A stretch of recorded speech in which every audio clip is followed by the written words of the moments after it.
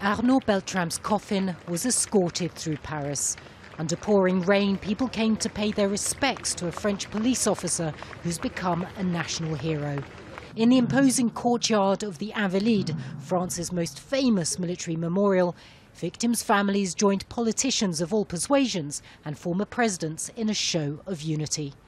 On Friday, Beltrame had swapped himself with a hostage in an attack in southern France. It was a display of courage that cost him his life.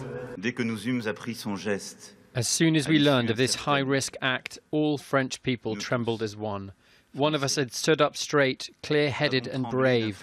He was standing up to Islamist aggression, to hate, to the folly of murder, and with him the whole country's heart swelled with the French spirit of resistance, the bravery of one man taking the whole country with him. Macron awarded Beltrame the Commander of the Legion of Honor, one of France's highest accolades. Arnaud Beltrame's actions have touched so many people in France because he did something that very few people could imagine doing, sacrificing his own life for that of a stranger.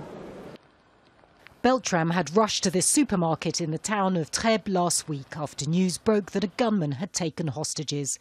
25-year-old Radouane Lakdim had been on a shooting spree in the name of ISIL.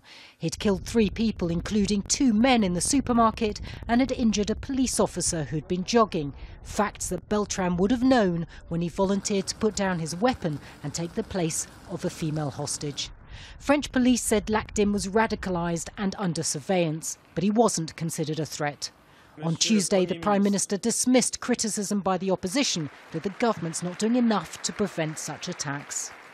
Those who say that this attack could have been avoided, those who believe that they guarantee the French people that there is zero risk, I say to them that they must take responsibility for their naivety. More than 240 people have been killed in attacks in France in the last 3 years. Each time, many people in the country feel a sense of anger and despair. In Beltrame, some have found a reason to hope. Natacha, Butler, Al Jazeera, Paris.